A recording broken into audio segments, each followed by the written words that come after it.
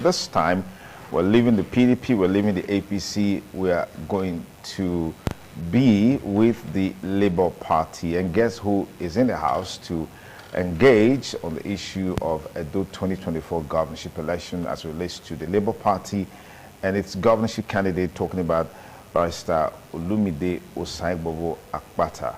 We have a frontliner in the obedient movement. I'd like to welcome Aisha Yusuf. It's good to have you on the program. Thank you so much for having me. Okay, let's first off, Labour Party at the moment, it seems like there is a crisis rocking the party at the national level. Doesn't that have implication for the party and its candidate in a state governorship election? Well, the first question I would just like to ask, I'm a Nigerian, so yes. we love to answer questions with questions, is there any party in Nigeria that there's no crisis rocking it? It's a normal thing that it's in the politics of Nigeria. And that's basically because most people stay away from politics. And we've gotten to a stage now where a lot of people are saying that, no, they will no longer do that. Because if we want to fix Nigeria, we have to fix politics. So people who have the capacity, competence, character, should come into politics. And that's exactly what Olumide Akpata has done. So whatever crisis it is that they have, that's not what the issue is. Every party in Nigeria has its own crisis at one time or the other that they're always dealing with. What should concern us right now in Edo is not what is happening at the central, it's what is happening here. Because the hunger doesn't understand that anything is happening at the central.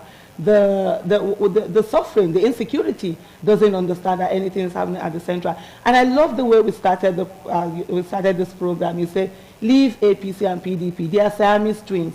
They are the same party with two different addresses. No, I meant in this program. Yes, I know. I know. That of course, I know in this program, yes. That's what he meant. Yes. But I'm telling you, I mean, that's the way sometimes certain things are just like that. And even here, it's gotten to the place where citizens should leave. Yesterday, there was supposed to be a debate. Who didn't turn up?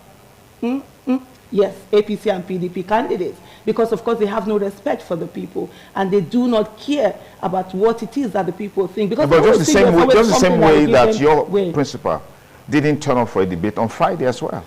That would be wrong on its own. Yeah, he didn't come for a debate on a Friday. He came there. So if we're using a debate as a basis to measure we will use them. Yes. We will use them. And we must have everybody responsible. Okay. On that particular part, he turned up and he was there. And he said, if the other ones are in there, he's not going to stand on the debates. There are two different things. There's a different, like yesterday also. These other guys were not there yesterday. No, they turned up. Yes. They turned up. And the debate didn't happen. Because what he has said is that if we continue to go on the debate when other candidates that you're supposed to talk to the people don't come up, and you stay there and you actually do the debate. Does he have a moral right to query people for not coming for a debate yesterday when he himself didn't come for a debate on Friday?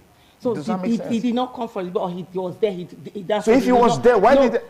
So this is the thing. Those who know that he didn't appear on the debate, they looked at the screen, they didn't see him. Those who knew he came there were those who were physically present there. So how would the people relate with that? So that's where the relationship is coming, and that's what I'm telling you right now. So we have a situation whereby consistently some candidates feel that because they belong to certain parties and people don't matter, they will not turn up. And then he comes in, sometimes people go on and have a debate, hold on, and then he comes in, he is there and he says, look, if we are here, I'm not going to continue with this debate. There's a difference between turning up and refusing on a matter of principle and saying that I would not do it because we're enabling bad behavior. Bad behavior is what Nigerians must stop. And I know people, like I've always said, are intelligent people. There are people that will not allow anybody to trample on themselves, on their right, and remove the citizenship that they have. The power actually belongs to the people. So these are two different things. The other ones did not turn up. There's a difference. I come to this interview now, and I'm supposed to be here, and I refuse to do it because of something. That's a different thing that I don't totally come. And so that is the question on ground. Okay. And consistently we've seen that bad behavior because certain people feel that, oh, they call them big party, they call them major party. I call them disrespectful parties because the power belongs to the people. Okay. And it is time for Edo people to get that power into their hands. All right, talking about the election itself, what's your take on the major issues that will shape the outcome of this election? The major issue, for me, the take is that there is hunger in the land. It broke my heart, and it still breaks my heart, that we had citizens coming out to cry and say they are hungry. Our mates are going on protest on rights of bees, rights of trees, and all of that. We are still going on protest that we are hungry. That says everything. I don't want to go too long on policies, you understand? Education is there, security is there. Edo State is one of the most insecure states. But you know, guess what? Nobody says anything about it. And you're wondering, yes, I totally understand that the security architecture of this country is in the hands of the federal government, right? But then, what is the state government doing to amplify that your people are being killed? You don't care. You stay on. We have issue. We have APC that has failed at the national level. APC was there before PDP came, 25 years. We haven't had anything. We have PDP that is failing at the state level. Why would citizens want to, you know, enable failure by giving it an opportunity again? We have a candidate who is saying that, oh, I want to continue from where the governor has stopped. Edo people, how well has your life been since the governor has been there? You're told that they're doing fancy policies. There's a difference between having a policy that affects the lives of the people and a policy that only policy experts will be able to tell you what they are about. Policies are people-centric, and that's what Olumide is about. For me, this is the thing. This election is for Edo's people's freedom. Enough of the time when they tell us that it has to be a party. If it's not a party, then you can't win. No, it's the people that decide. And we saw what happened. Like during the 2023 election, people decided. You understand? And there are some people that will say, oh, I don't want to waste my vote. You don't want to waste your vote. You want to waste your life. That's what it means by saying that, oh, I don't think this person will know. No, that's not the case. And luckily, we're going beyond that. But there are some few undecided people who, for them, they look at politics the way they look at football. Oh, I'm a Man U fan, I'm an Arsenal fan, I'm a Tottenham fan, and then when they win, you know, I'll feel euphoric. There's something that makes me happy. Election isn't like that. It will deal with you in the next 4 years. And so therefore, we must be ready to vote the person that will do the work, that will be accountable to you. And Olumide Akpata, our business as citizens is to hold him accountable. He gets into that office. We're not just going to leave him like that. We're going to mark him bumper for bumper and ensure that everything that he has in his pack, everything that he said he's going to do, he does them. And that's when the people would matter. And when they get in, he knows that it wasn't structure that brought him. It wasn't party that brought him. It was the people of Edo State that brought him. What do you make of the feeling that your principal in this election, Pastor Olumide Akpata, is being seen as a stooge for some of the major political parties, if I may say, in this election? That is why his campaign is not as grounded as the PDP or the APC. Do you subscribe to this? Is that your opinion? Or I'm asking you a question. No, I know you're asking me because yes, when you say it's not grounded. Question. Yes. No, I know. So I need to know because when you say it's not grounded, is it that it's not grounded in your opinion or in the people's opinion? Because in the people's opinion, it's grounded. Olumide Akpata, even while he was an aspirant, he had gone around the whole of Edo State, you know, 3 times. Gone round. As a candidate, he has gone around 2 times. What do you mean by grounded? Ask the other candidates whether they've gone around the whole local government 5 times. See, let me tell you something. One of the things that Nigerians don't understand is that we can have people who come into leadership without having to lick the feet of other people.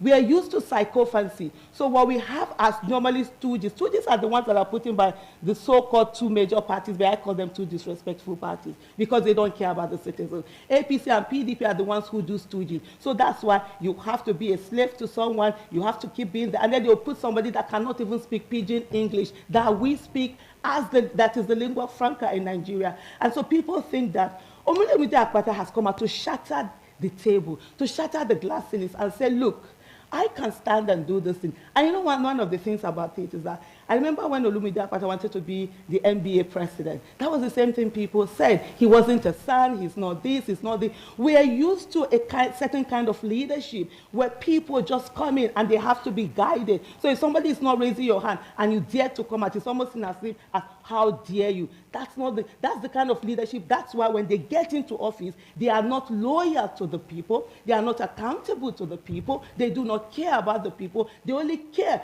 about those their puppet puppet masters that have put them into place. And Olumide Akpata is coming out to say that, yes, I might not have a political godfather. Yes, I might not do the politics the Nigerian way, but I'm coming to give you, leadership that is going to transform this state. And when that leadership comes, it's not accountable to anyone. We don't want a situation of what is happening in River State to come and happen in Edo State. So who is you spent funding? 1 year fighting. Yeah. But you know what we want? The kind of leadership we see in Abia State right now. And I say to Edo people, Abia State no get too head. So as we did right now, as you see, as Alex Oti enter, you don't get anybody where you are now go they fight. Okay. All the two way they do, they say go they work for the people. So who is funding Barrister Olumide Akpata in this election? Who is funding him? Aren't the people supposed to fund him? Isn't he supposed to fund himself? You think or you know? No, aren't the people supposed to? I'm not going to make a definitive statement on when you say who is funded. No, because apart from being an NBA president, yes. Apart from being an NBA president, what is the source of livelihood? He has a law firm. Templar. Okay. Have you read about it? So now against that background, what is the experience, knowledge of governance that he's bringing to the table in running Edo State? Okay. So the first thing I'm going to say is that most people, because we live in a country where people think that the only place you make money is when you are in government, you're looting the resources of the people. And that's why somebody will look at Olumide Akpata that has been in a law firm. May God not let you get case. Lawyers will charge you, they can't charge you, they will charge you, I go clear. They deal with, corporate organization, real money, making real money, not the money that is stolen and looted. I'm a businesswoman. I've been a trader since the year 2000. I've never worked for anyone. I have no interest of working for anyone. And then people look at me and think I don't have money. Come on, I was picking trailers of load over 20 years ago. You understand? And we make money. There is money outside of government. So that's it. Olumide has its funding. Yes, he has his money. He has people, citizens who are saying, oh yeah, we want to bring this in. And people have been doing that. That's why he also has his campaign, campaign fundraising. And so these are some of the things that people do. Even in the United States, they raise money. Apart from that, when you talk about governance, one of the things I've said to you, governance is about people. All you need to do to be able to govern very well is to have empathy. The moment you care for the people and you make the people the focus, everything is done, every other thing. He has led an MBA. MBA was, I'm being very mindful of the words I'm using because I'm on your show right now. If I was talking on my own, I would have used it. MBA was such a disappointment until Olumide Akpata came in. And he turned it around within that very short period. We saw how MBA became what he was supposed to be. Immediately after he left, MBA went back to being the mouthpiece of during his time, he was being accused of alleged involvement in corruption. There was a certain lady, I try to remember her name, who came out on national television several times to accuse him of alleged corruption and all of that. You don't see that as a dent on his